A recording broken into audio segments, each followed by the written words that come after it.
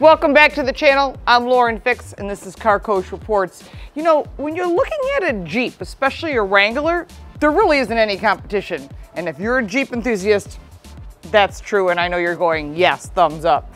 So what makes this Jeep Wrangler different than the other reviews and the other videos you've seen? Well, this Jeep Wrangler has a diesel engine, and I am a huge Dr. Diesel fan, and I've already reviewed the history of Dr. Diesel, so you can check that up out there. You should know about diesel and that it's all about compression and not about horsepower. So when you're looking at a vehicle like this, you're looking at fuel economy, you're looking at torque, which you can use for towing, but you're also looking at the ability to do a lot of things you can't do with a gasoline engine.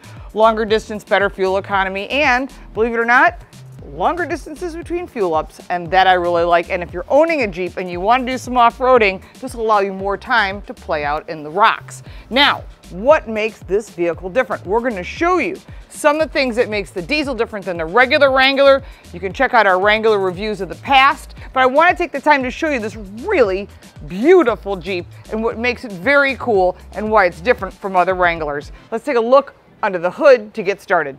Back in the 1960s, you could get a Jeep CJ5 with 62 horsepower and 143 pound-feet of torque.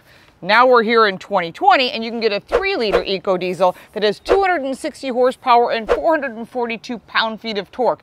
Now you're going to be able to use that when you're off-road because you don't have to put it into low gear, although it's probably a more fun choice. You can leave it in high gear and it still has enough torque to get you over those rocks. Now you may not be doing that. You might be driving this every single day, and so you're going to want that torque when the light turns green and you put your foot in it. You want to have that squat and go, and that's what torque will do for you where you're not using it off-road. Fuel economy numbers are coming in around 22 miles a gallon in the city, 29 in the highway. That's a combined of about 25, and that's what we earned as well with a combination. But I will have to tell you, this is the most fuel efficient Jeep Wrangler ever, and it's also got the longest distance between fill-ups ever, and that's really important when it comes to owning a vehicle like this. The 3-liter EcoDiesel engine is the same engine you find in your Ram 1500. Now what's different about it? Different intake manifold and different exhaust, because you need that lower end torque, and it's also going to give you better fuel efficiency. The cost of adding a diesel engine is $4,000 plus the mandatory $2,000 to get the automatic transmission. While we're talking about numbers, this Sierra is pretty well loaded, came in around $57,000. If you want to do the Rubicon, the big boy, you're going to go into that $60,000 range. And if you think, I'd really like to have the diesel engine, but I really don't have that kind of money, you can get into the Wrangler Sport around $40,000. Now you probably won't be too impressed with the 0 to 60, but it is 6.7 seconds. This is not a sports car. This is a vehicle you can use year-round, whether you live in snowy country, sand, off-road, whatever it is you want to do. This vehicle can do it for you. Let's take it out on the road and show you what it's like to have it as a daily driver. Let's do a 0 to 60 run and see how it feels. Remember, you're a lot of torque. You buy horsepower, but you drive torque. Here we go.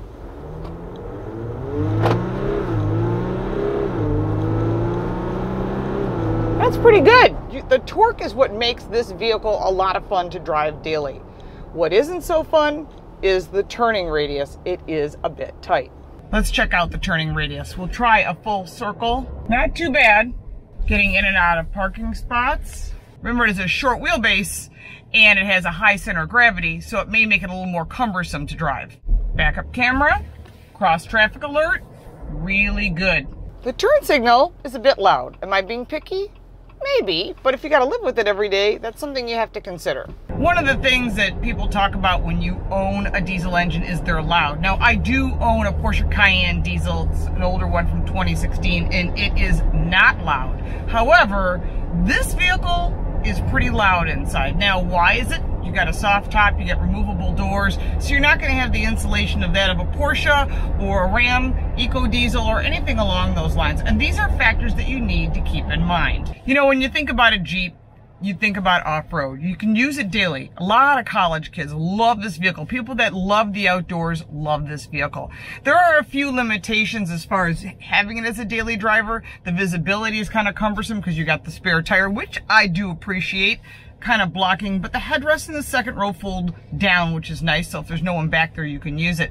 The screen's a little small compared to the other Uconnect screens that are offered through the Fiat Chrysler. Climate control, easy to use, tons of connectivity, whether it's USB, USB-C, regular 12-volt outlet, all that's great, but off-road is where this vehicle shines. One of the big changes for the diesel engine, which is the EcoDiesel versus the gasoline, is it's about 400 pounds heavier. They also increased the spring rates and the suspension by about 10%, and there are special dampeners. Remember, this is a different type of engine. It's heavier. And also in these front vents, they made them big like they did in the other vehicles. They need to get air passing through. They want to keep this engine running cool. It doesn't necessarily run hotter, but airflow is always important, especially when you're using it for off-road. The towing capacity does not change, believe it or not, although there's more torque.